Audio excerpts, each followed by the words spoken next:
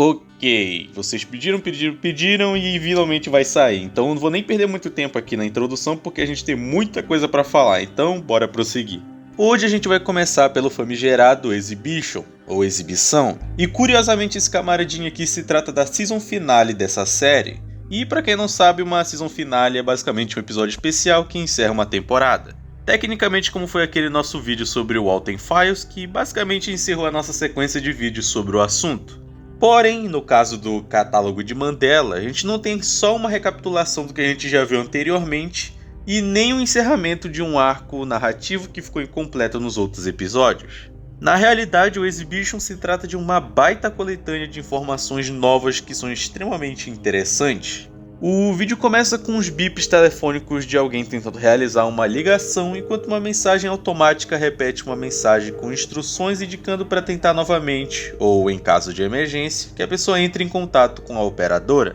De fundo a gente também pode escutar o que parece ser uma voz cantando Ave Maria de Schubert.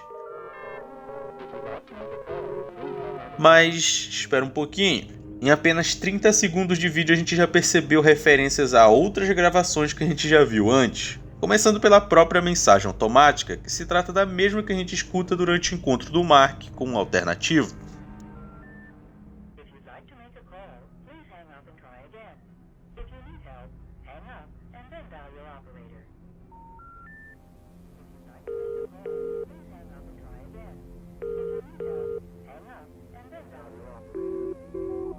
Outra também referenciada aqui é a canção tocada de fundo, que se trata da exata mesma voz que a gente escuta durante o sequestro de bebês que a gente vê no vídeo Alerta de Intruso.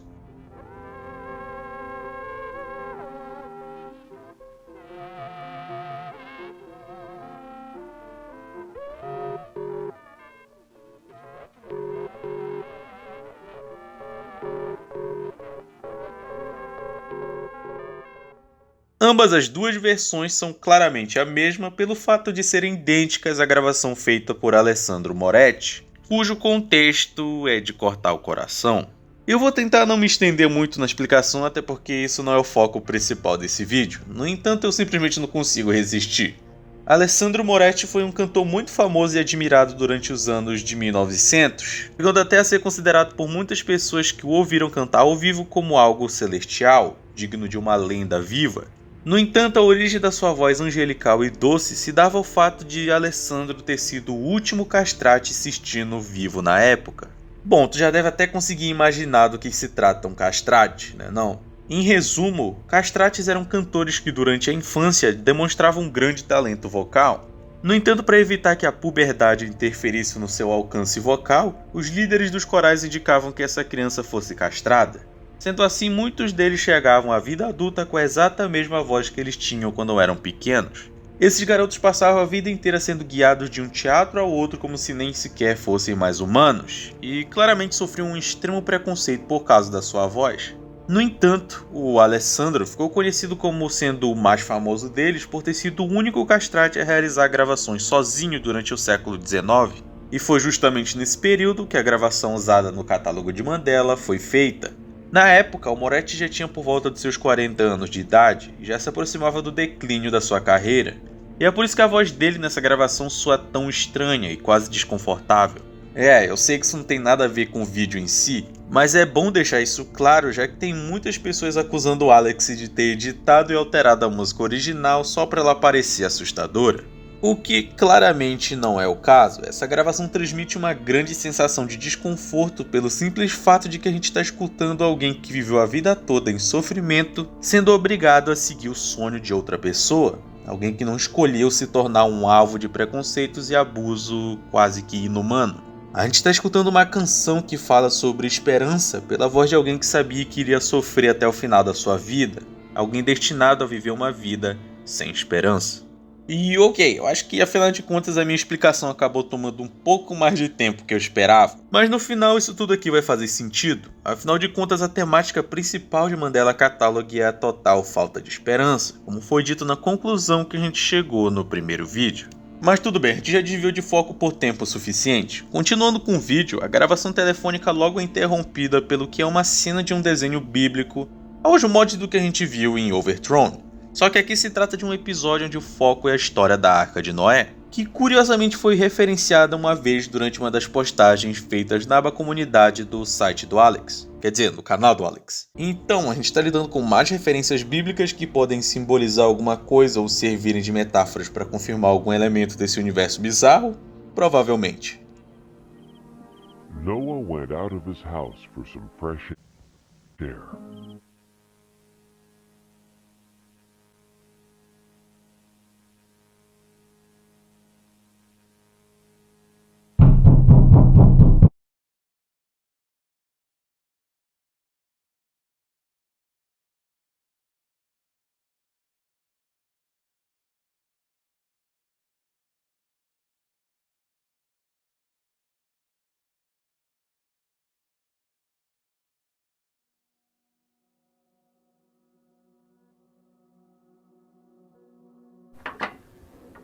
Opa, então peraí. Aparentemente as postagens na aba comunidade eram mais importantes do que eu tinha em mente. E isso é muito bom, já que seguindo essa linha de raciocínio a gente consegue saber exatamente quem são esses dois camaradinhas aí.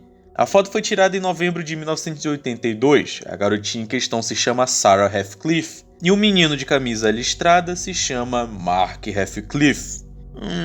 Quer dizer que o Felipe Neto americano vai ter alguma importância nisso tudo? Tudo bem, perfeito, vamos que vamos.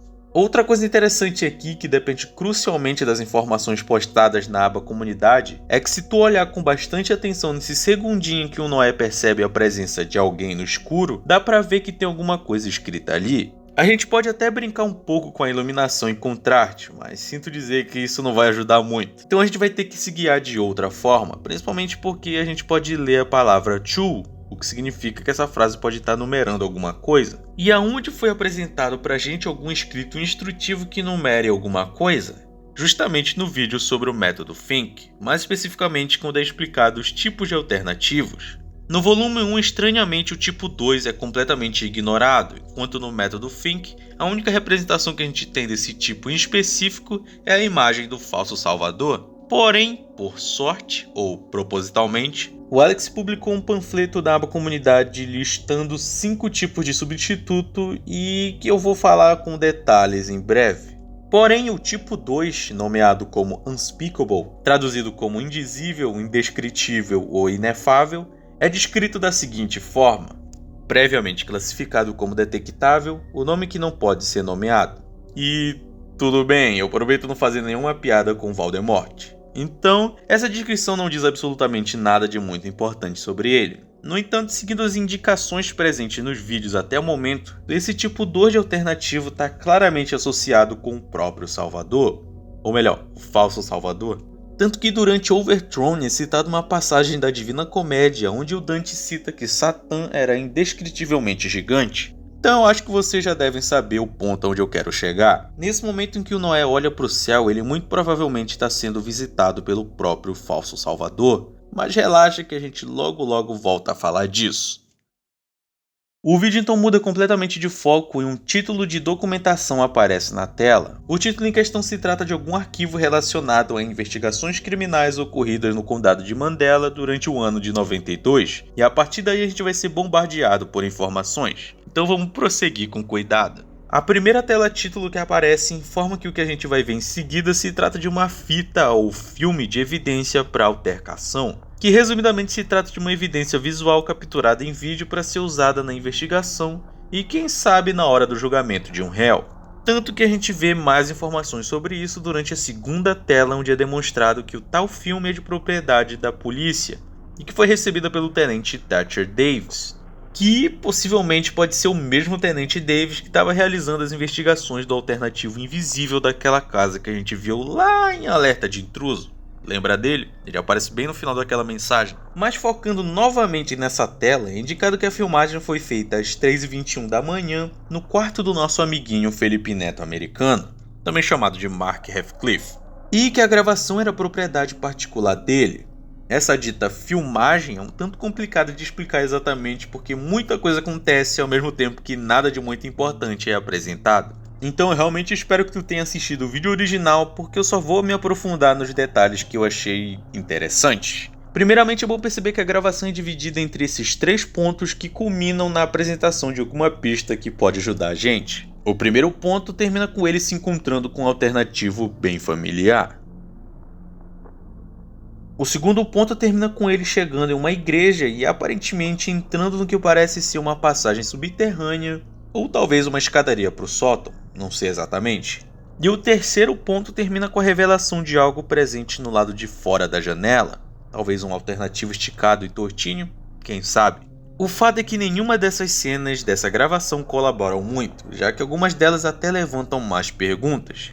Tudo bem, eu entendo que a igreja que o Mark visita aqui se trata da mesma presente na foto. Eu entendo que ele começou a filmar a casa e seu próprio quarto enquanto dormia por causa do trauma que adquiriu durante o encontro que ele teve com o alternativo invasor durante a sua infância.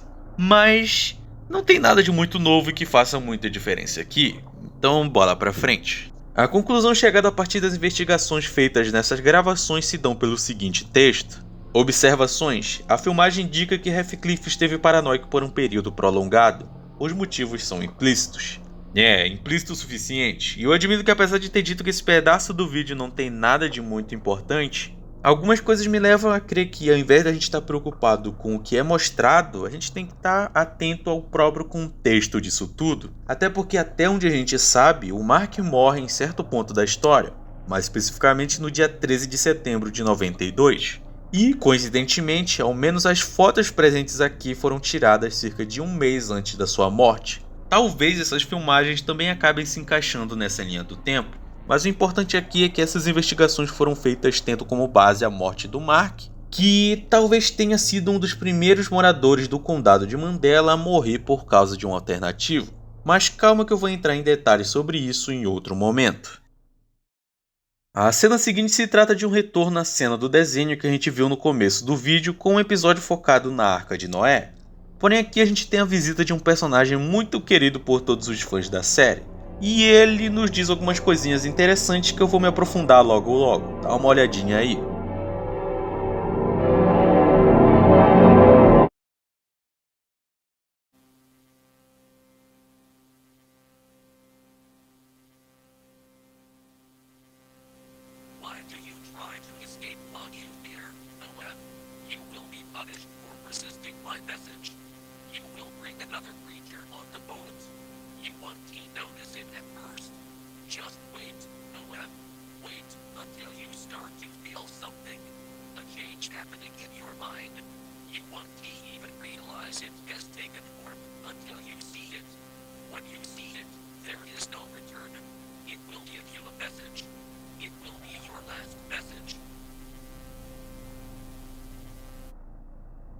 Então, tudo bem, tudo bom, mas isso aqui levanta algumas questões na minha cabeça. Não exatamente perguntas, mas elementos que acabam me fazendo acreditar em algumas possibilidades. A primeira delas é que aparentemente o falso salvador interferiu nos eventos bíblicos há muito mais tempo do que eu achava.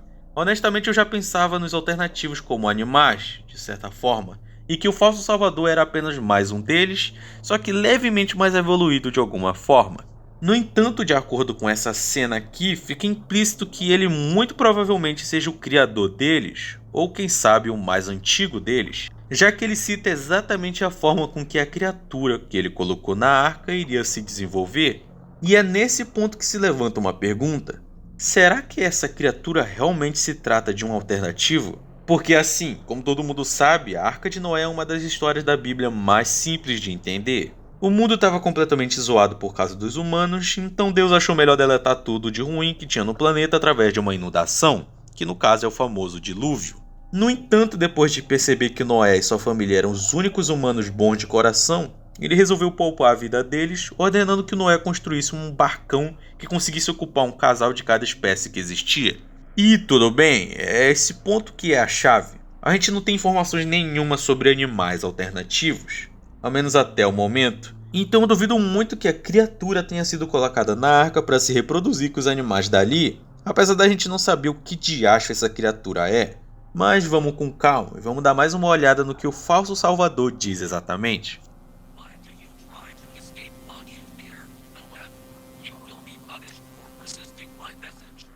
Essas duas linhas de diálogo se tornam bem interessantes quando tu coloca ela lado a lado com o primeiro trecho do desenho que a gente viu no começo do vídeo.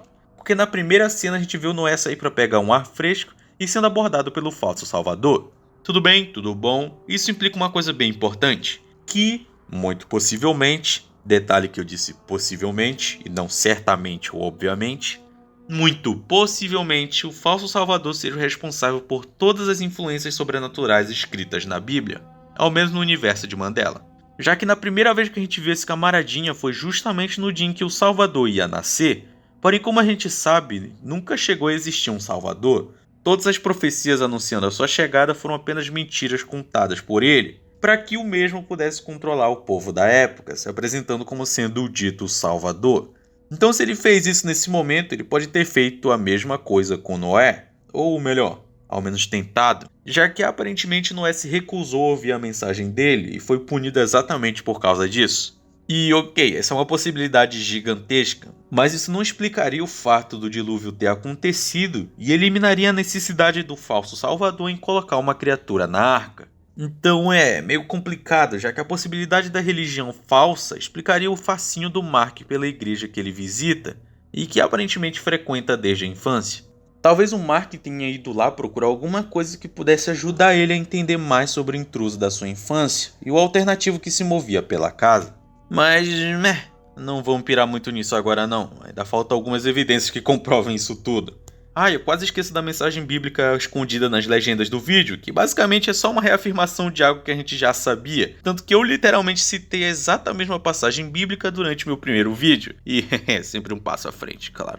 Continuando, o vídeo basicamente se encerra com o card daquele órgão do governo que já ouvimos em outro momento, porém dessa vez ele é apresentado de duas formas. Uma intitulada de uma forma bem interessante, chamada A Morte de Mark Radcliffe, enquanto na segunda forma o título do Departamento de Fenômenos Temporais dos Estados Unidos é apresentado. Isso talvez implique que existiu um interesse desse departamento em toda a ocasião da morte do Mark, ou quem sabe seja só uma provocaçãozinha do Alex, não tem como a gente saber. A mensagem de aviso transmitida pelo departamento diz o seguinte: se você ou algum ente querido foi recentemente afetado pelo resultado da exposição a uma televisão analógica e espelhos, entre em contato com a autoridade local imediatamente. Compensação financeira não estará disponível. Caso tenha alguma dúvida em relação à recente ordem de destruição de televisores e espelhos, ligue para o número abaixo. E esse aviso é bem extraordinário, justamente na questão dessa tal ordem de destruição de televisores e espelhos. E sabe por quê?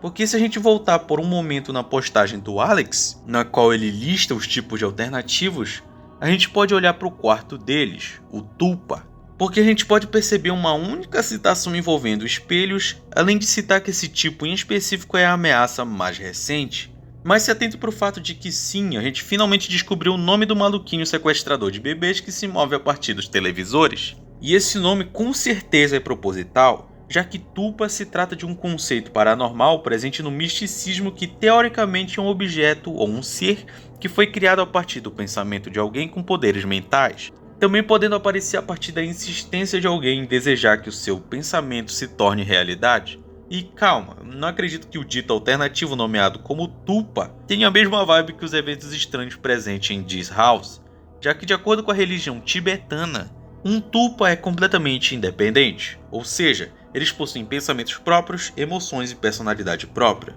Então sim, eu acho que esses alternativos possuem esse nome por essa característica em específico. Talvez ele, e não eles, seja extremamente diferente dos alternativos do tipo 1 e 3, justamente por possuir uma personalidade própria. E detalhe, possui um modus operandi extremamente diferente dos outros, como a gente vê no desaparecimento em massa de bebês que aconteceu nos condados próximos a Mandela. Algo que pode ter sido uma das principais causas da tal ordem de destruição. Então parece que as coisinhas estão finalmente se desenrolando, né não? Ao menos aparentemente. O segundo volume da série começa logo de cara nos indicando a data onde os eventos das gravações ocorreram, que no caso é durante as férias de inverno de 2009, ou seja, praticamente 17 anos após os eventos envolvendo a morte do Mark e as primeiras investigações feitas pelo tenente. Então talvez durante esse episódio a gente consiga ter uma boa noção de como o mundo passou a se comportar após tudo aquilo. E é claro que não, até parece. Logo depois disso ser demonstrado, a gente tem mais um retorno a uma das postagens do Alex, quando nos é mostrado um cartaz procurado pelo FBI de dois personagens novos, Adam Murray e Jonah Marshall, por estarem supostamente envolvidos com um grupo chamado de Sociedade Paranormal de Bytorn, que, de acordo com o que a gente vai ver daqui pra frente, é apenas uma turma bancando os caça-fantasma por aí. Outra coisa interessante a se notar aqui é o próprio nome desse grupo, porque Bytorn se trata de uma região fora do condado de Mandela. Na realidade, de acordo com os avisos dos bebês desaparecidos, Bytorn se trata de um condado completamente diferente, o que é bastante interessante, mas é um grande desperdício, já que essa seria uma boa oportunidade de mostrar avistamento de alternativos fora de Mandela. Mas sabe como é, a série se chama Mandela Catalog, e não World Catalog, então tudo bem, eu consigo entender. Então, além disso, existem outras coisinhas que eu vou falar depois, então vamos continuar. You've reached the Bythorn Paranormal Society. How may I help you? Hello? May I schedule an appointment? Of course, ma'am. Where's the location? My home, one. Okay, thank you. Would you mind giving me a brief description of what you've been experiencing? I've been hearing things. Like what, ma'am? I still hear the meows of my old cat Johnny, but the little guy passed away a few years ago. Really? A freaking cat alternate? Shh! I don't think it's an alternate. I just think his soul roams the house still. I want to make sure he finds peace in whatever realm he resides in. Do you think you could help guide him? We can certainly try, ma'am. When would you like us to... Então, tudo bem, assim como eu disse anteriormente, a BPS é literalmente um grupo que é pago para lidar com coisas paranormais, como fantasmas e essas coisas. O que me leva a crer que os alternativos são sim tratados dessa exata mesma forma, tanto que quando a moça cita um gato miando pela casa, a primeira coisa que vem na cabeça do Jonah é a possibilidade de ela estar lidando com um gato alternativo, o que ela logo nega, pois acredita que seja apenas a alma dele rondando pela casa. Já que apesar da existência desses seres malucos que fazem as pessoas se matarem usando apenas guerra psicológica serem perigosos o suficiente para que o próprio governo desista de tentar lidar diretamente com eles, ainda assim não existe um pânico geral na população. Quer dizer, ao menos é isso que dá para interpretar diante do contexto dessa gravação de 2009. Outra coisa que tecnicamente reforça esse ponto de vista é que durante a viagem até o condado de Mandela, que teoricamente fica próximo a Bytorn, o Jonah comenta que as pessoas haviam começado a realizar ligações para a BPS com relação a avistamentos de alternativos apenas depois que o prefeito de Mandela divulgou um infográfico público se referindo a esses seres. Talvez esse dito infográfico possa ser aquele mesmo que a gente viu listando os tipos de alternativos, mas o que realmente é interessante aqui é o que o Jonah pergunta nesse momento. Do you think this is the rise of the war on alternates? Essa frase implica uma coisa muito importante, mas é bom a gente ter noção de alguns eventos que ocorreram antes de 2009, como por exemplo a própria morte do Mark e do César, que foram mortos por alternativos, o desaparecimento em massa de bebês dos condados próximos a Mandela, e as investigações do Tenente Davis com relação à morte de Mark e Alternativo Invisível. O fato que eu quero apontar é que, além de todos esses eventos terem acontecido em Mandela County, ou próximos a ela, boa parte deles foram casos isolados que não aconteceram aos olhos da população geral, já que o corpo policial de Mandela foi ordenado por Davis a não divulgar nada relacionado aos alternativos, ao menos lá em 92. É por isso que o mundo esteve completamente tranquilo quanto à existência dessas criaturas, porque os poucos casos que ocorreram foram encobertos. Não é à toa que quando os relatos começaram a se tornar mais constantes e chegarem nas mãos de um grupo independente, nada mais lógico do que pensar que, alternativo pra caralho do nada. Então o contexto das coisas está começando a se desenrolar melhor na minha cabeça. Agora voltando rapidamente para a narrativa do episódio, a moça então pede para que os dois maluquinhos façam seus serviços na sua casa e tentem libertar o espírito do pobre gatinho naquele local, aproveitando também para oferecer $500 por cada uma das 3 noites que eles permanecerem na casa vazia, já que ela mesma estaria viajando durante esse período. E essa proposta bastante generosa faz com que o Jonah tenha uma das reações mais vergonha alheia da história das webséries de analog horror. Well... How about 500 a night? Oh, hell yeah! Pelo amor do falso salvador, Jonah, se recomponha. Enfim, por conta do óbvio dinheiro fácil que eles iam ganhar, a dupla obviamente, ou ignorantemente, aceita a proposta. Em certo momento a gente consegue escutar o que parece ser os dois se preparando para a viagem. Dá pra perceber uma certa hostilidade vindo do Adam com relação ao Jonah nesse momento. Back it up. You got it? Yeah, I got it. You sure you got it? Yeah, just open the trunk. No, are you really sure you got it? Because I can... Just open the damn trunk, Jonah. I guess you do got Such a dickwad. You think we got anything we actually needed? it. Not like we can do anything about it now. Ok, tudo bem que o Jonah parece ser aquele tipo de cara que não consegue ficar sério nem por um segundo e tem a necessidade de fazer piada toda hora. Mas me parece que o problema aqui tá no próprio Adam, que parece ter uma personalidade mais séria que o seu parceiro. Eu tô apontando isso agora porque eles vão ser bem importantes para desenvolver os personagens depois, principalmente no desfecho desse episódio. O restante dessa parte das gravações é bem básica, se trata apenas de alguns diálogos que eu já citei anteriormente e algumas filmagens da viagem para demonstrar a passagem do tempo e indicar a distância entre Bythorn e Mandela, nada demais. Porém tem uma coisa que é tudo demais, e que eu vi poucas pessoas citarem, que no caso é a própria casa da moça. Logo que os dois começam a se aproximar do local, a gente vê uma gravação feita pela câmera de segurança do carro, e lá a gente pode ver uma estrada bem próxima a uma floresta, e a gente pode ver também um pouco de neve por ali, afinal de contas isso tudo está rolando durante as férias de inverno. Mas assim que a gravação é cortada, a gente pode ver perfeitamente a casa onde eles chegaram. E foi nesse momento que a minha cabeça simplesmente explodiu, porque eu realmente não esperava que a dita casa seria exatamente a mesma que o César, amigo do Mark, morava. É só comparar, cara, é o mesmo portão, o mesmo vaso de plantas, e isso literalmente indica algo extremamente importante para o restante desses eventos. A partir desse ponto, o vídeo passa a se focar nas experiências que a dupla começa a presenciar durante as noites em vigilância dentro do local. Então logo a gente pode ver o Adam dando uma explorada pelo lado exterior da casa, onde a gente pode identificar o primeiro elemento estranho do local, que no caso é um quarto completamente vazio, mas que curiosamente possui uma portinha para animal de estimação. Durante essa exploração, o Jonah comenta detectar o sinal das câmeras presentes na casa, mas que por elas serem de um modelo muito antigo não teria como observar as gravações em tempo real. Com isso, a gravação corta e retorna novamente com a imagem das câmeras antigas posicionadas pela casa. E sério, precisa de mais algumas provas que comprovem o fato de que as duas casas são exatamente a mesma? São literalmente as mesmas câmeras, mesma posição. Mas enfim, o Adam continua vasculhando a casa à procura do bendito gato fantasma usando alguns medidores de magnetização sobrenatural. Porém, por não terem nenhum resultado positivo, a dupla começa a ter mais uma discussão. Here. You look so stupid right now. Dude, what am I supposed to do for a literal ghost cat? What's it gonna do? Just us to death? Like, what are we doing here? Would you mind taking this seriously for once? I mean, in the end, I don't really have to take that much seriously at all, because I'm in here and you're in there, and you're Yeah, because you were too scared to go inside to begin with. not too scared. I'm not too scared. Yes, you are. No, I'm not. I'm not scared. I'm not. I'm allergic to cats. Meu Deus, mano, os dois parecem um casal com problemas no relacionamento. Essa primeira noite não é nada demais, realmente não tem nada de muito importante ou interessante aqui, além da porta trancada que o Adam encontra um pouco antes deles encerrarem a exploração. Então com isso a gente logo é levado para uma reunião de briefing entre os dois na manhã seguinte. E curiosamente o Jonah é o único a ter uma ideia que seja realmente boa, além de que alguma coisa interessante finalmente acontece.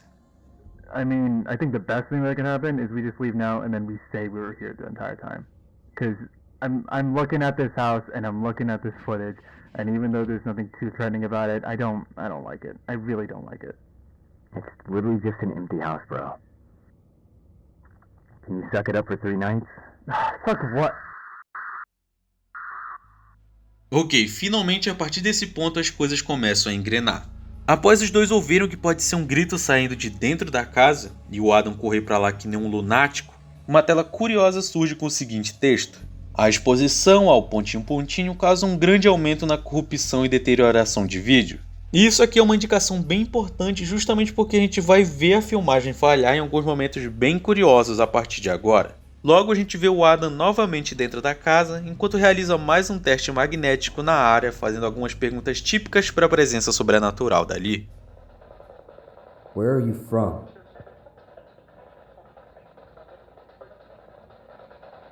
What year were you born in? Are you lost? No entanto, a gente sabe muito bem que o que está dentro daquela casa pode ser considerada qualquer coisa, menos um fantasma ou um espírito perdido. E os sinais disso começam a ficar mais e mais evidentes quanto mais o Adam insiste em continuar lá dentro. You see anything on the cameras? Oh my God, behind you! Dude, cut it out. Oh my God, behind you! Dude, seriously, stop. Oh my God, behind you! Behind you! Behind you! Dude, fucking quit! What the hell did I do? Just forget. Isso é bem esquisito, já que a reação do Jonah sugere que realmente não era ele gritando no rádio. Mas calma, não tô dizendo que se trata de um alternativo imitando ele e essas coisas. A resposta para isso é bem simples, porque esse áudio muito provavelmente se trata de uma gravação feita em algum momento antes de todos esses eventos e que só tocou agora por causa da interferência de adivinha? Algum alternativo aí dentro. What are you saying exactly? Dude, that's not funny. What's not funny? Take a tiny bite. God's probably not even looking. Oh, go ahead.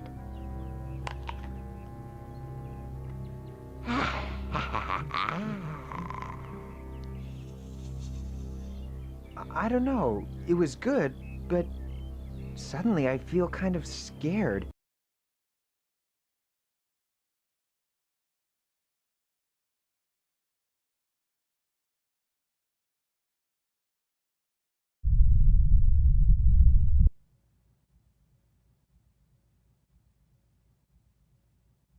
Followed the shepherd. You are a fool. Follow my voice instead. You will find great happiness. Wake up, Adam.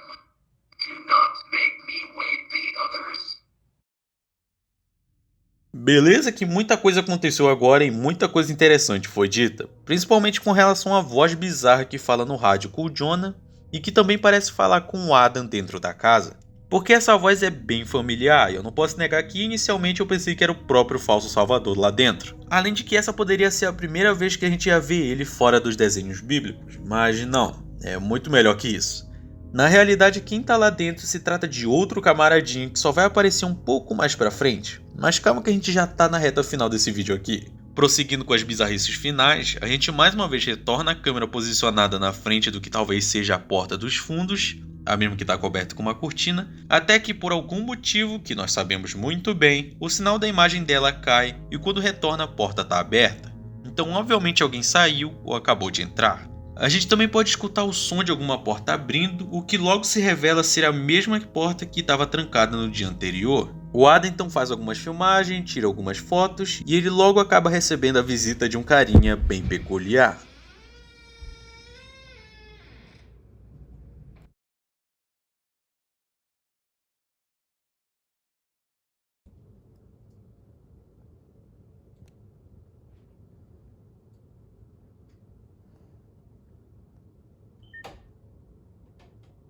Open your eyes.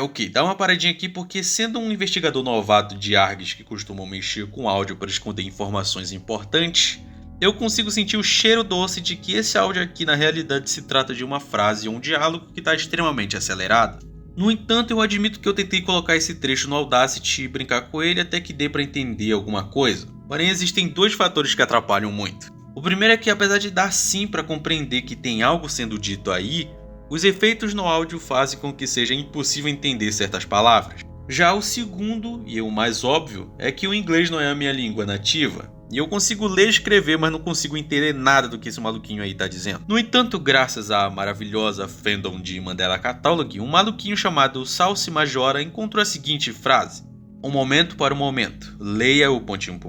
livro, chore, chore, achame, ... No entanto, ele mesmo não será real. César é deixado para trás. Bom, eu não sei dizer se essa interpretação realmente procede, até porque eu não vi mais ninguém fazendo o mesmo e adquirindo a mesma interpretação. No entanto, eu queria apontar a questão do próprio sussurro em si, porque a gente já viu isso ser apresentado pra gente em outro momento. Ou melhor, em vários momentos. O primeiro deles ocorre quando o anjo Gabriel vem anunciar a Maria o desejo de Deus lá em Overthrown. News? For me?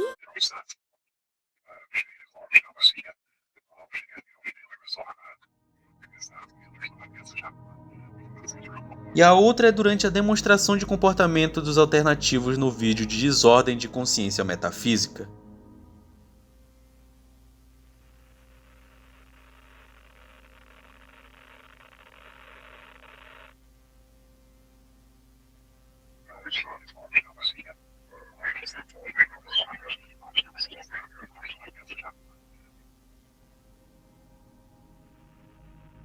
São os exatos mesmos sussurros que no exato mesmo vídeo sobre a MAD são descritos como exposição verbal de informação que não é desejada, sendo o principal motivo para que o indivíduo adquira esse tal transtorno. Foi fazendo isso que o Gabriel conseguiu evitar o nascimento do Salvador, foi assim que aquele alternativo matou o Mark, e é assim que a maioria dos alternativos se comportam de acordo com o que sugere esse mesmo vídeo informativo.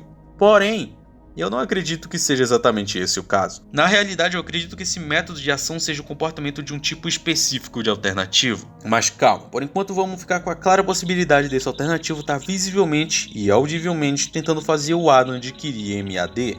Tanto que logo que a tela fica escura, a seguinte mensagem surge na tela. Pacientes reportam múltiplas noites sem dormir depois que os sintomas se tornam aparentes. Contudo, esses sintomas não são difíceis de ser evitados. O paciente deve tentar procurá-lo ativamente.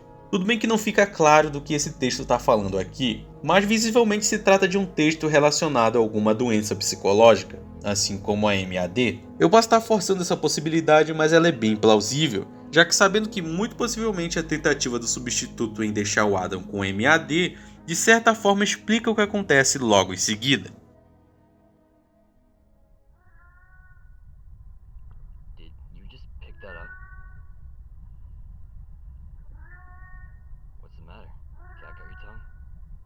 Don't. Just don't, okay? Please. Oh, so now you're taking this seriously. Dude, I don't know what you want from me. I'm as serious now as I've ever been. This whole time, huh? So you fucking with me was you being serious?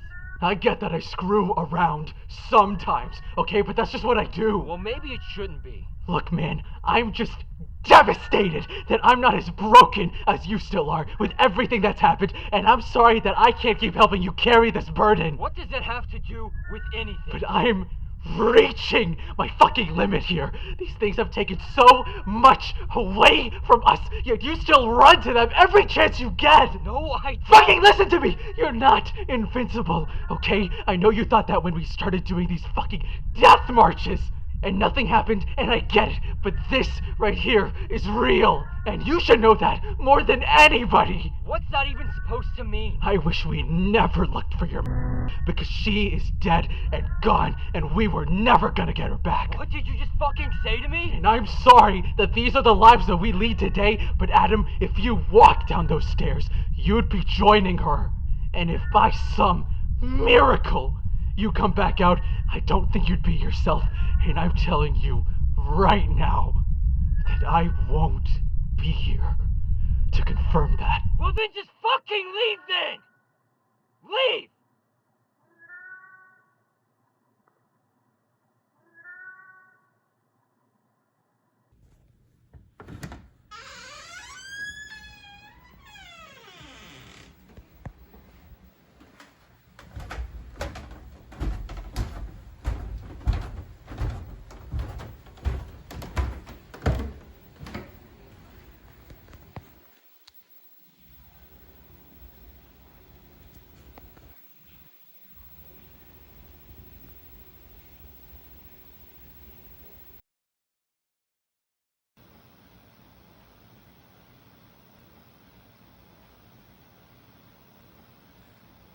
What are you?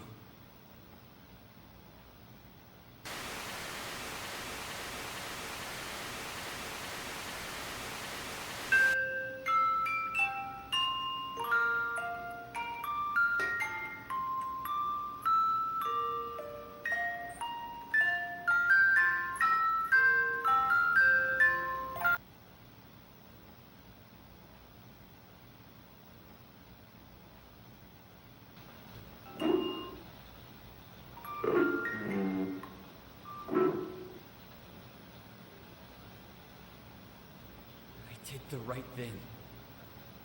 Nobody is coming to help you.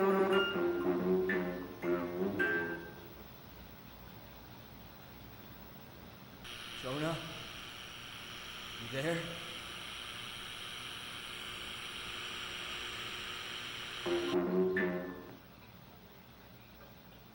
Do you understand?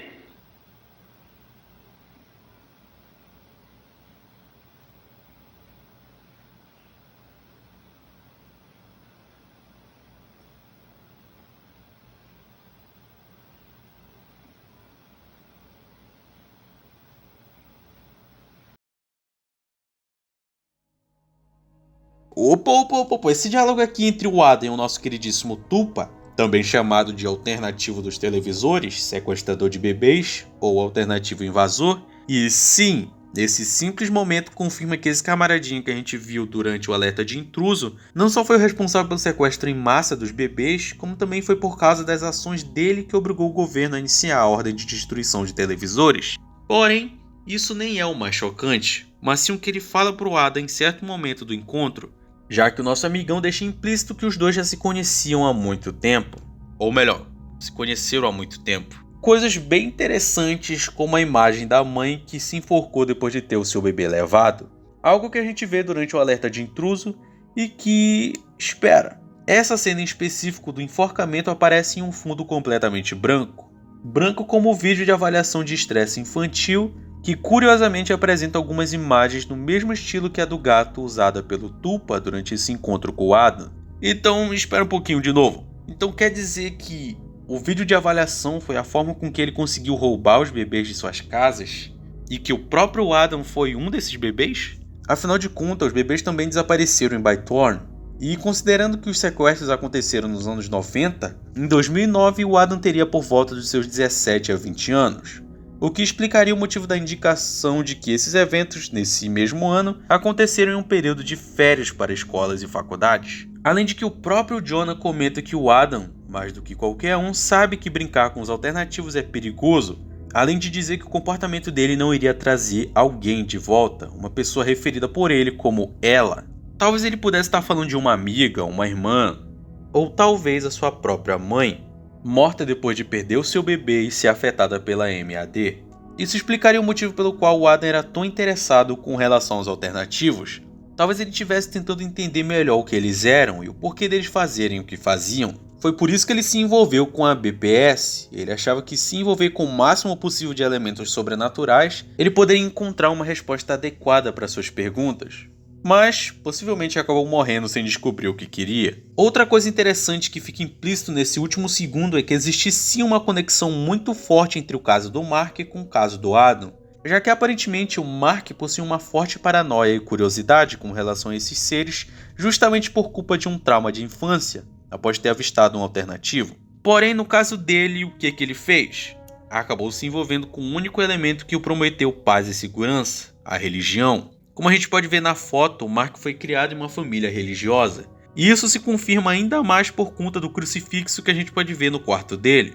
No entanto, como a gente sabe muito bem, a religião no universo de Mandela Catalogue não é muito confiável. A gente não sabe se todas as cenas com desenhos bíblicos sejam demonstrações de como esses eventos realmente aconteceram, e que se eles realmente foram influenciados pelas ações do falso salvador. Mas fica claro que os religiosos e muito apegados a conceitos filosóficos são mais propensos a adquirir MAD. E isso me faz pensar que talvez a religião seja realmente muito importante nesse universo. Até mais importante do que no nosso, por assim dizer. Já que, além das várias referências bíblicas e do próprio crucifixo aleatoriamente colocado na rua, como a gente pode ver na gravação desse próprio episódio, o nome da maioria dos personagens dessa série são referências bíblicas, como por exemplo o Mark, que traduzido para o português como Marcos, é uma referência ao apóstolo evangelista. O Adam, traduzido como Adão, como referência ao primeiro homem criado por Deus. A gente tem o César, que não é exatamente o nome bíblico, mas era como o povo da época se referenciava ao imperador de Roma. E por último a gente tem o Jonah, traduzido como Jonas, que faz referência ao profeta que, por medo, acabou fugindo do chamado de Deus e, por fim, acabou sendo engolido por um peixe gigante. Os paralelos com alguns personagens também são bem visíveis, como por exemplo no caso do Adam, ou Adão, que acabou cedendo à tentação de desobedecer a Deus. Assim como o Adam não resistiu à tentação de entrar naquele porão e enfrentar o alternativo. No entanto, outro personagem onde esse paralelo é bem claro é o próprio Jonah, já que Jonas fugiu por medo do chamado de Deus e foi punido por causa disso. Assim como o próprio Jonah, que após fugir por medo acabou deixando seu amigo para trás e foi punido por causa disso também.